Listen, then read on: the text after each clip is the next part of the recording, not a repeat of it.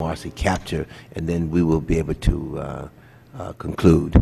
Councilwoman Kaptur. Thank you, Mr. Chairman. Mr. Fauché, who is El Paso Corporation's chief banker? El Paso Corporation's chief banker. We have relationships with half a dozen of the largest financial institutions in the world. And they would be? Bank of America, J.P. Morgan, Deutsche Bank, Goldman Sachs. I'm going to get in trouble for leaving one out by them. Royal Bank of Scotland. A whole litany of banks around the world that are service providers to El Paso. Many, and also many of which, most of which have gotten counterparty funds through the AIG transactions through the Fed. You would agree to that? Again, specifically, I'm sure that many of them did, because we do business with many of the banks around the world. Well, J.P. Morgan Chase got $1.6 billion. Bank of America got $12 billion. Citigroup got $2.3 billion. Interesting to look down. Let me ask you, when you served as CEO of Halliburton, were you a party to the no-bid contracts that were initiated at the beginning of the Iraq War for the oil security in Iraq? First of all, I was never CEO of Halliburton. I worked for Halliburton for 24 months. I was hired on the heels of the asbestos crisis as the chief financial officer in what would have been characterized as a turnaround mode when the stock went from $56 to $6.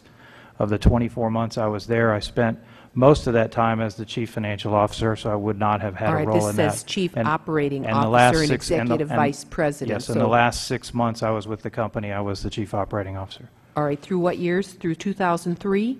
That would have been, I believe I left in the early to middle 2003. So the last 6 months. So you would have been there at the beginning of the Iraq War? Yes. All right, thank you very much. Mr. Feldberg and Ms. Considine, when people wish to write you in your position as trustees, to which address do they write you? 399 Park Avenue, New York, New York, and the zip is 10022. All right, and how do they address that? Care of Arnold and Porter. We have a trust office. That's we have a trust office at Arnold and Porter at 399 Park. All right, Mr. Feldberg, through 2008, you were chairman of Barclays America. Is that right? Yes. Okay. Do you own stock in that bank? Yes, I do. You do. What is the relationship between that and Barclay Capital, that was in receipt of $8.5 billion through the AIG counterparty arrangement with the Fed? Barclays Capital is a business unit of Barclays Bank. So they are related? And they are related, yes. All right. And when you worked at the Fed, what did you do? You were a senior official. What did you do? Well, I did a number of different things. What was your title? Executive Vice President at the time I retired. All right. I spent about 10 years running the discount window, the Fed's lending operation. And the last 9 years I was there, I was Executive Vice President responsible for bank supervision. Thank you. And where's Barclays that you worked for headquartered in our country? Where is it? In New York City. And what street? Well, it's moved, but at the time it was 200, well, when I left it was 200 Park Avenue. Park Avenue, so you're close neighbors there. Yeah. Ms. Considine, I wanted to ask you, Butterfield Fulcrum, it's a hedge fund management industry. Who are your major clients? Mainly hedge funds. Such as? Well, very small ones. They wouldn't be on your radar screen. I mean, can you provide those for the record, please? Just pick one. Pick two. Pick three. Yeah. You must know who your clients are. Yeah, yes, I am. The thing is, we are a private company, and we usually don't come out with our clients' names. So I would just have to check with it. The other thing is, it is not a U.S. company, so I would just like to go and get clearance on that. Butterfield Fulcrum? Butterfield Fulcrum. It is based in what country then? It's a Bermuda company. It was founded 20 years ago in Bermuda. It was bought out about 2 years ago by a U.K. company. And then in the past year, we merged with the arm of Butterfield Bank, which is a 150-year-old Bermuda bank. So it's a global company. It is incorporated in Bermuda. Its senior management is located in the UK.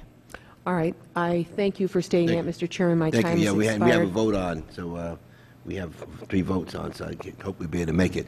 But let me Mr. just say Chairman, that. Mr. Chairman, may I just say, you know, as I've listened today, I get more and more concerned when I represent a part of our country that is being devastated by what these New York institutions and New York headquarters institutions have done to America and have done to places like I represent. You have no conceivable idea of the damage you have done and are doing. I could go into a lot of detail here, and I know Mr. Chairman will have follow-up hearings. The way this whole thing is structured, it's an inside deal from the beginning. Every single witness we've had is headquartered in one place. You all know one another, you work together all the time, and I'll tell you, what you've done to Middle America is a sacrilege. Thank For you, the Mr. record, Chairman. I'm from Texas, Yeah, and our headquarters are in Texas. Oh, but your bankers aren't. Yeah, They let me, follow right up to the street. let me, you know, it's not clear to, you know, to me and other members here exactly what you do in terms of your role that you're playing in this. So if you'd be kind enough to submit to the committee, you know, some minutes of your meetings so we can get a feel for what you're doing, because it's not clear to us up here, and we've been sort of like whispering to ourselves and passing notes, you know, to ourselves, you know, about your real role. And so if you could help us with that, I'll hold the record open for some minutes to sort of get a feel for what you're doing, and maybe we'll understand, you know, why you're doing. Thank you so much. Really appreciate you coming today. Thank you. Committee adjourned.